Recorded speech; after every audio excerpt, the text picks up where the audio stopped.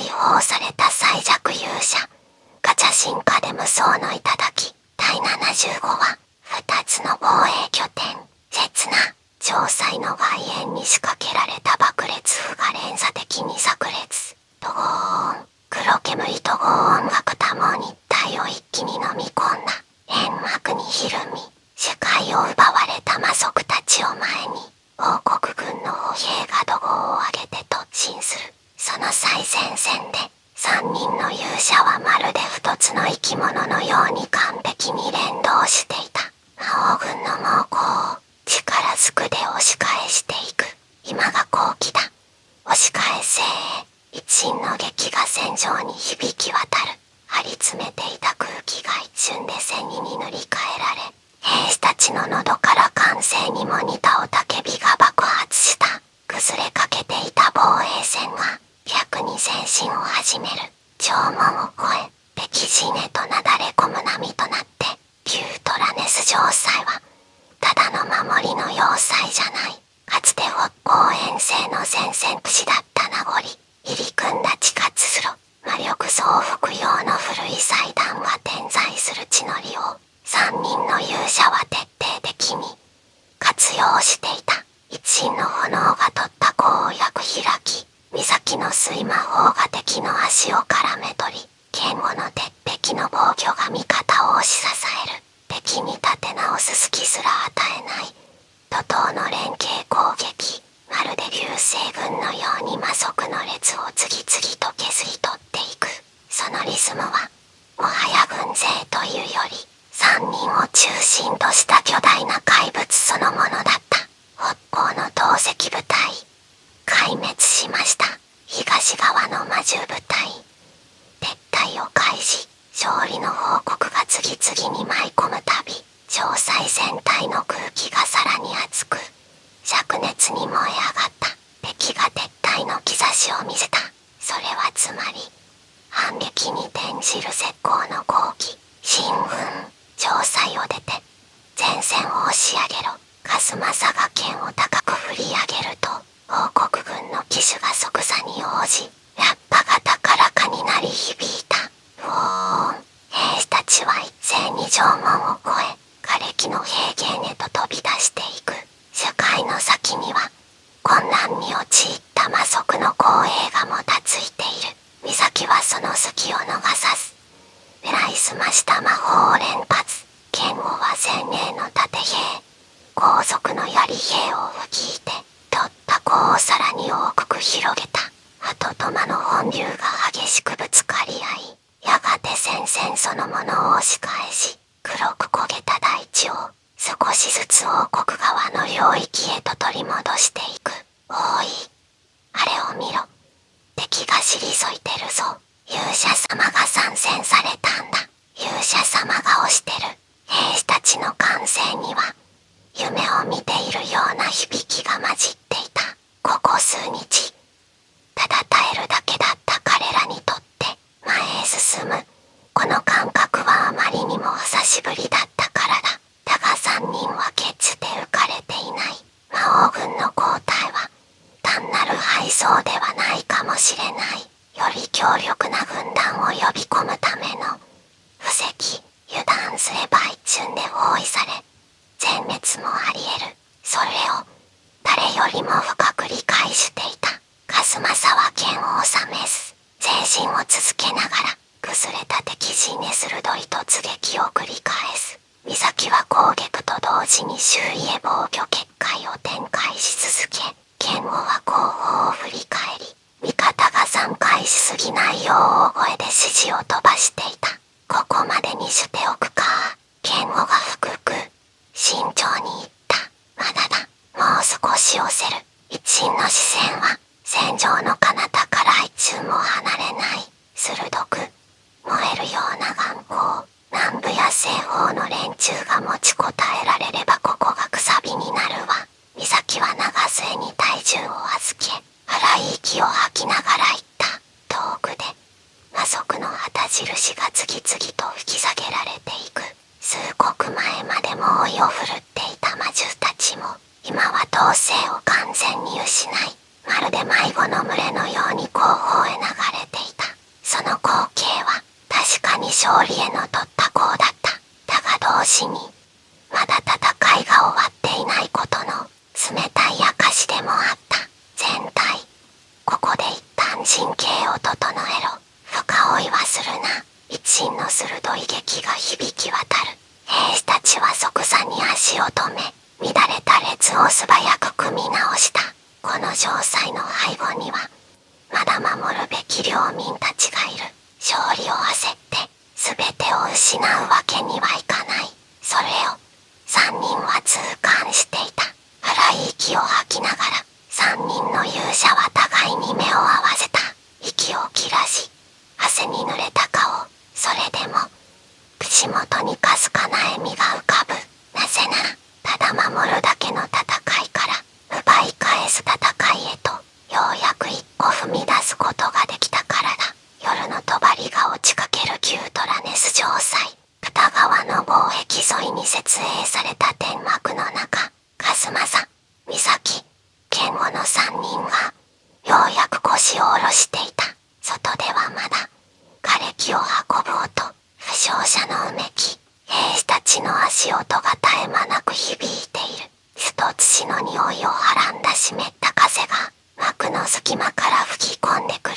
ほんの数刻前までここも修羅場だった。はあ、やっと息ができるわ。美咲が額の汗を拭いながら漏らすと、健吾が乾いた笑いを漏らした。お前、戦闘中より今の方が顔色悪いぞ。当たり前でしょ。緊張が切れたら全部どっとくるんだから。数正はそのやりとりに口を挟ます。水袋を回しながら地図に視線を落としていた。これで本当に音段落ち着いたのか。健吾が鉄のカゴシを外し地面に置く。ガチャンという重い音が天幕内にやけに大きく響いた。とりあえずはなあ。数正は深く息を吐き、背中の剣を外して壁にもたれかける。鎧の継ぎ目から白い蒸気が立ち上るほど体はまだ熱を帯びていた。美咲も長杖を壁に立てかけ、粗末な木箱に腰を下ろす。片手を大きく息をつきながら周囲を見回した。外、まだざわついてるね。負傷者の移送、兵の再配置、魔物の残党相当全部同時進行だ。落ち着くにはまだ時間がかかるだろうな。健吾が苦笑いを浮かべる。そんな会話の最中、血と泥に汚れた報告書の束が運ばれてきた。分厚い紙の端はあちこち赤茶色に染まっている。これまで断続的に届いていた南部と西方の報告はどれも厳しい内容ばかりだった。南部の砦、陥落、健吾の読み上げる声が天幕内の空気を一瞬で凍りつかせた。西方の町、半壊、王国軍交代。美咲は目を閉じ唇を強く噛んだ。全部崩れていくな。一陣の北緯、沈んだ声。誰もそれに返す言葉を持たなかった。数拍の重い沈黙の後、美咲が紙束の一枚を指先でそっと持ち上げた。でもここだけは違うみたい。そこに記されていたのは北方の町、イオナスの名前。イオナス、持ちこたえてる。市民兵と冒険者が中心で防衛戦維持。健吾が眉を寄せわずかに身を乗り出す。押し返したのは私たちだけってわけじゃないのね。美咲が小さく言った声には驚くと安堵が混じっていた。健吾が視線を上げる。イオナスか。天幕の中、重ねられた地図の上に油ランプの揺らめく光が影を落としていた。そう、北方の町はまだ落ちてない。防衛線をしっかり維持したって。美咲の声にわずかな明るさが戻る。数正が肩で息をつき短く吐き出した。確かその町にはユーマがいるって噂が流れてたよな。健吾が目を細めた。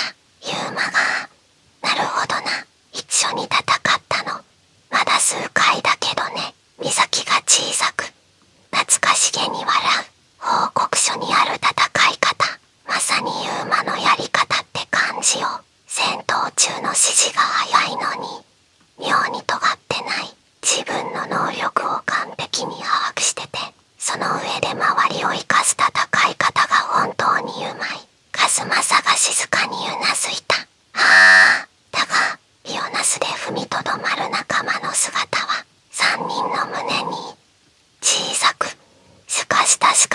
光の火を灯していた。その時、天幕の入り口がめくれ、騎士団長が入ってきた。